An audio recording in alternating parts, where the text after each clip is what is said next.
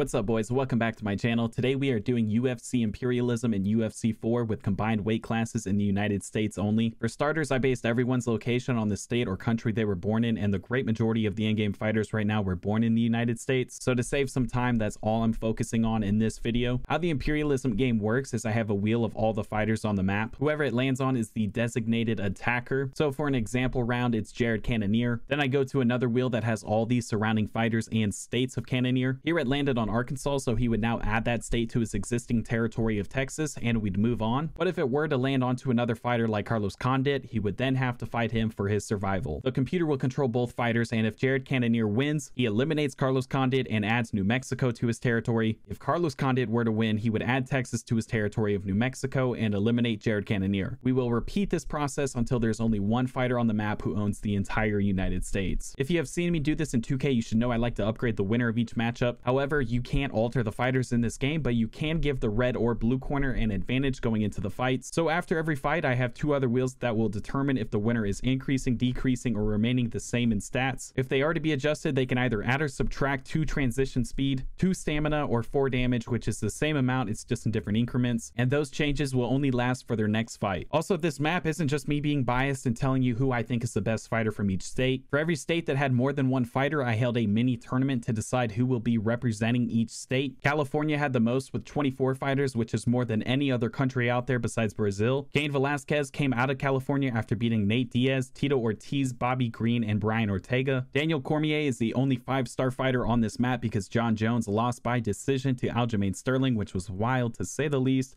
but I just rolled with it. And Max Holloway was taken out by 185 Brad Tavares, who then beat BJ Penn and is representing Hawaii. Also, Hawaii will technically be bordering the West Coast states of Washington, Oregon, and California. First up on the wheel is Johnny Hendricks of Oklahoma, and he will be taking on Carlos Condit of New Mexico. If I'm being honest, I have never heard of either of these fighters, so I didn't know what to expect. Nowadays, I stream East every event, but I didn't start stealing from Dana until Conor McGregor came along. But these two started off pretty strong. Little Hendricks wanted to wrestle, and Condit was throwing bombs. He got off a big spinning back fist before the end of the first that dropped Hendricks, and in the second, Condit was just teeing off on his face. He took the victory a few minutes into the second and is moving on. Carlos is adding Oklahoma through the panhandle, and Carlos will be increasing his stamina by 2, which I'll just put right there as a reminder for you and me. Next up is Brock Lesnar, a roided out cheat code from South Dakota. He'll only be adding Nebraska for now, which doesn't change much, but boy, do those traps look delicious now that they're stretching out over the Great Plains. Brad Tavares is up, who probably pissed off all the Hawaiians watching this, so I wouldn't be surprised if they were cheering against him. And things are looking difficult in his future because he's going to have to take on the undefeated Chael Sonnen. It doesn't get any more even than this. They're both 3.5-star fighters with identical stats. I promise you, by the end of this video, you will see unfair fights that will send flyweights to the ER. Tavares gets off the first big strike with a combination of uppercuts. That turned Chael into a wrestler, which several takedown attempts later eventually worked. Chael gets dropped again in the opening seconds of the second round, but he immediately gets a takedown and slowly but surely beats Tavares unconscious. It's not very noticeable while zoomed out, but Chael now owns Hawaii. Chael has a bad history with brown people, and Hawaii has a bad history with white people, so this relationship is interesting. Vicente Luque of New Jersey is up next, who didn't have much luck. He'll be taking on Aljamain Sterling of New York first. Luque is coming into this fight with a 35-pound weight advantage, but Aljo is apparently able to take out John Jones in this game, so size does not matter to him. And to be honest, I have submission and transition speeds turned down a few notches because I think it's too overpowered in this game if I left it as is, but Aljo still managed to take him down and submit him in the opening round of this one. Aljo adds New Jersey, and he is the first fighter to decrease, and he will be losing 4 damage in his next fight. Next is Jorge Masvidal of Florida. He's landlocked between 2 heavyweights, so it's a bit of a rough situation for him down there, and he is taking on 6'5", 264 pounds Walt Harris. Final seconds of round 1. And yeah, he was brutally assaulted like he was walking out of a Miami steakhouse. Aljamain Sterling then adds Connecticut and further engulfs Calvin Kattar of Massachusetts. Chael Sonnen is up again but adds Nevada. And Paul Felder adds Maryland, which eliminates one of my least favorite borders in the country. Finally, we get some action. Mighty Mouse is up, who I believe is one of 2 remaining flyweights. He's surrounded by some big boys, but he'll be taking on Tyron Woodley, which isn't the worst possibility for him. He got knocked around a few times in the first 2 rounds, but with all due respect, this is the same guy that got outboxed by Jake Paul all. So the Rowdy Rodent had nothing to worry about. He tossed Woodley in the second and reversed the takedown later on, which led to an arm triangle choke and the victory. And of all the fighters that could use an upgrade in this competition, Mighty Mouse is staying the same. Carlos Condit is up again and is the first fighter to go into a fight with an advantage, and if extra stamina wasn't enough, he's taking on the very small Tim Elliott out of Kansas. This one wasn't even close. Condit had a huge power advantage. Elliott tried to submit him, but he had no luck. Condit comfortably took him into deep waters, and with his added stamina, he just picked him apart and eventually knocked him out. Condit then added 4 damage and added more of that beautiful engine territory. Afterwards, Derek Brunson is up for his first time, and he will be taking on Stephen Thompson of South Carolina. Brunson has the height, weight, and reach advantage coming into this, but this still turned out to be the most competitive fight yet. They went back and forth, stunning each other. This was the first fight to make it to the 4th round, and at that point, it looked like 2 old drunks at a bar. And it's Wonder Boy who comes out on top after a baby of a hook. There was absolutely no wind up on that. I think Brunson's stamina just got the best of him there. Stephen Thompson increased his stamina after the fight, which could work out for him in the future, even against some of the heavyweights in his area. Next up is Cain Velazquez, whose only options right now are taking on the performance-enhancing Chael Sonnen or Justin Gaethje. Justin is up, and this isn't a very fair fight just by looking at the weight difference. Justin is a dog, but to be fair, Cain is a Bernese Mountain Dog heavier than him, and that resulted in the quickest fight so far. Cain does stay the same afterwards, and that might help keep things fair in that region. What isn't fair is that Mike Perry is up next, and the only neighbors he has are 3 heavyweights. He gets Todd Duffy, who I believe is the easiest fight of the 3, but he's still down 90 pounds and 8 inches in reach. Mike Perry started off holding his own, and he already took out a heavyweight for ownership of Michigan, so I thought we might see a feel-good story here. Instead, we get to see his head bounce off the mat like a basketball.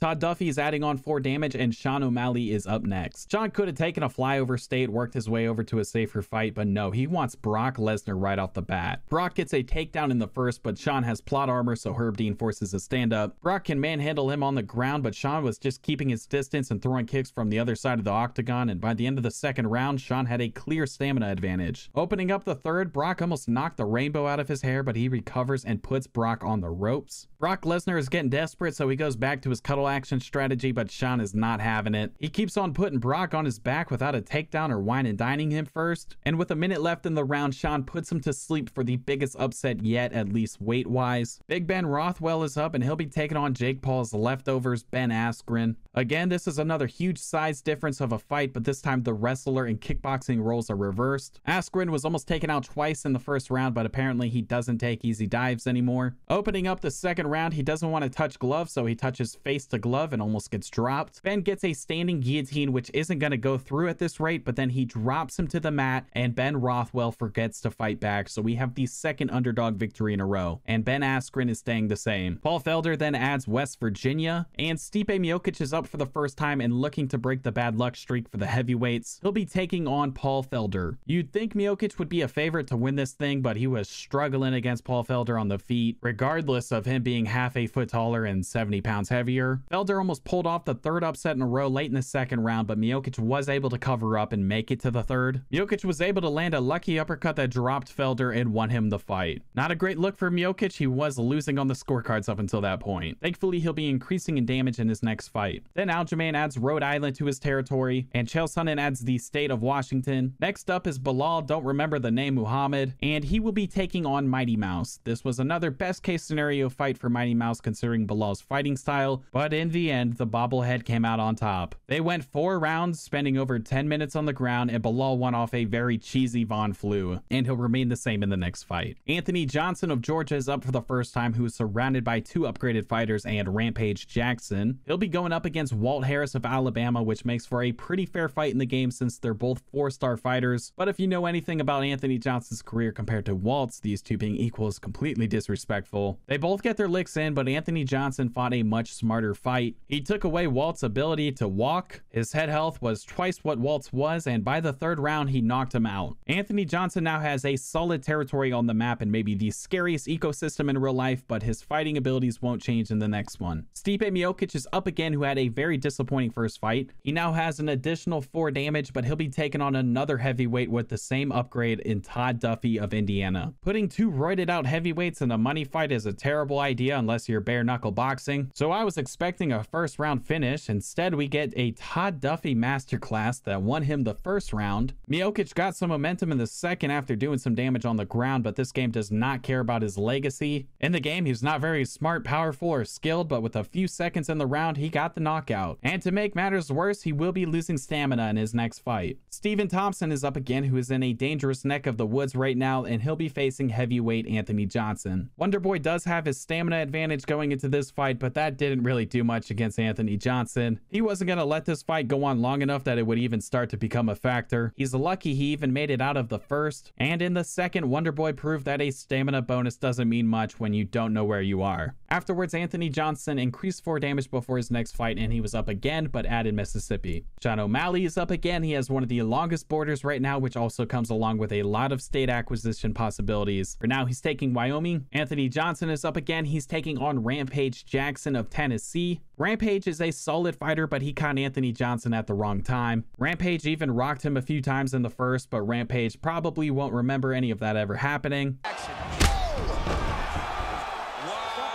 Anthony has the majority of the Confederate States right now, which is worrisome, but he'll be staying the same for his next fight. Bilal Muhammad is up next, and he'll be taking on Sean O'Malley. Their height and reach is the exact same, which just speaks for what a freak of nature the Sugar Show is. O'Malley was trying to put on a good fight. Bilal was trying to play tackle football. On his 7th takedown attempt of the first round, he finally lands one just for Sean to go for a triangle, then chain it into an armbar, and Bilal taps exactly 4 minutes and 20 seconds into the first round. O'Malley now has the largest territory on the map, stretching from Montana to Kentucky. For reference, his territory is now barely smaller than Mongolia, except as far as I know, he hasn't been raping his opponents after the fights. Then we have 3 state acquisitions in a row. Michael Chiesa adds Utah, Ben Askren adds Minnesota, and Calvin Kattar adds New Hampshire. And finally, we have Stipe Miocic going up against Aljamain Sterling. Both fighters were coming into this one at a disadvantage, but the real disadvantage might be the size difference. You never want to count Aljamain out in this game, considering he took out John Jones in their state tournament, but Stipe finally fought like he had something swinging between his legs, and he won this one by a 2nd round knockout. After the fight, he decreased again. He really has some of the worst luck here. DC is up for the very first time, and he will take on his neighbor Jared Cannonier, who is one of the only other fighters that hasn't fought yet, popping 2 cherries with 1 stone, a term coined by Bob Saget and the Olsen twins. Jared really could have done well in this one if I counted the example of this video, but taking on the only 5-star on the map is a rough start. He even dropped DC twice, but he fell for the trap and he had to tap, just like Bob Saget had to with the Olsen twins. Calvin Kattar is up, and just like the Boston Celtics in the NBA style of this video, he is struggling to find a matchup. He's been too busy adding New England states with nothing to gain from it. Anthony Johnson adds another Confederate state in Virginia, really starting to worry me down there. And Sean O'Malley is taking on Michael Chiesa, who has been peacefully sitting in the Wild West. Even with the stamina decrease, height, weight, and reach disadvantage, the Sugar Show was still in full effect. He had more in the tank in the third, and apparently he has a better high kick.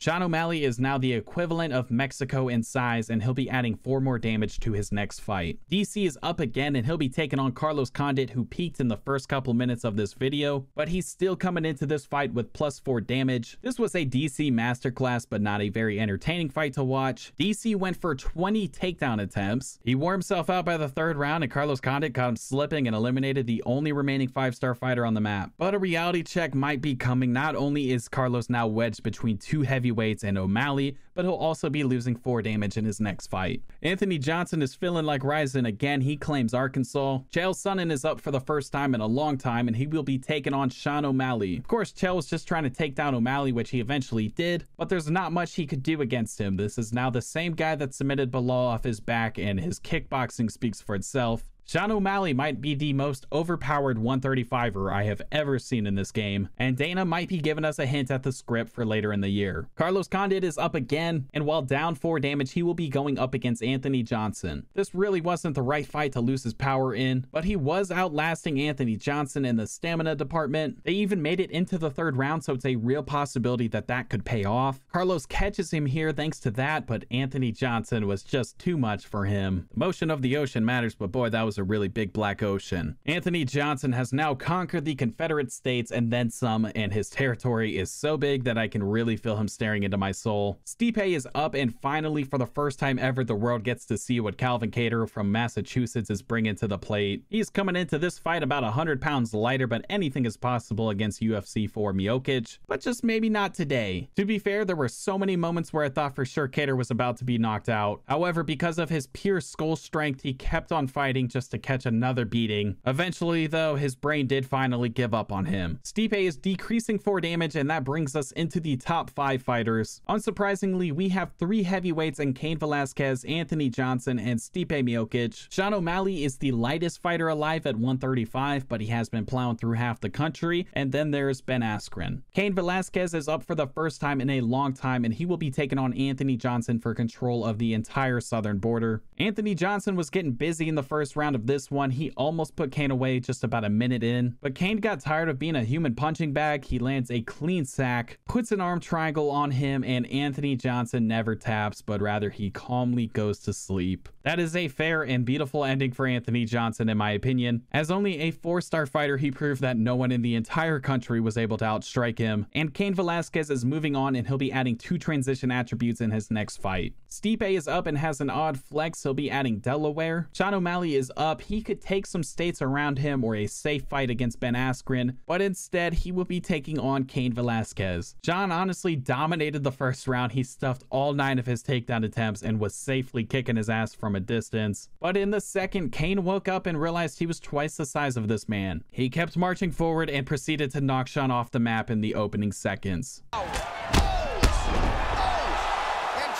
Stipe Miocic will be calling him out for the semi-final fight. The winner of this one will move on to the final and inevitable fight against none other than Ben Askren for complete control of the United States. For most of round 1, Cain was just laying on top of him trying to drain his stamina, but later on, Stipe got up and almost put him to sleep. In the second, Cain had ground control again. He was doing some damage, but Herb Dean saved the day, and history repeated itself. Stipe came back with a minute left and almost put Cain to sleep, but he couldn't finish the job. But in the third, it was not a back and forth fight. Cain's killer instinct was unleashed. He was stunning his head, his body, and his head again. He wanted to finish the fight here with a knockout, but he missed the money shot, and Stipe was having a hard time standing, so he followed him to the ground and submitted him for the victory. And like I mentioned earlier, the winner of that fight faces Ben Askren for the final fight. I was born a city away from Ben Askren, but I can't allow him to come out on top of this video, because if I do a part 2 for this on a global stage, the United States would have 0 chance of winning it with him representing us. So I may have tweaked some settings in Cain's favor. Round 1 is underway. Very compelling match. Oh! And that'll do it. Cain Velazquez has conquered the United States in UFC 4 Imperialism after winning a competitive state of California, taking out Justin Gaethje and cleaning up the top 5. Let me know in the comments if you guys want to see a part 2 of this involving the rest of the world while Cain represents the USA. That'll do it. Free my boy Cain. I hope you enjoyed, and I will see you in the next one.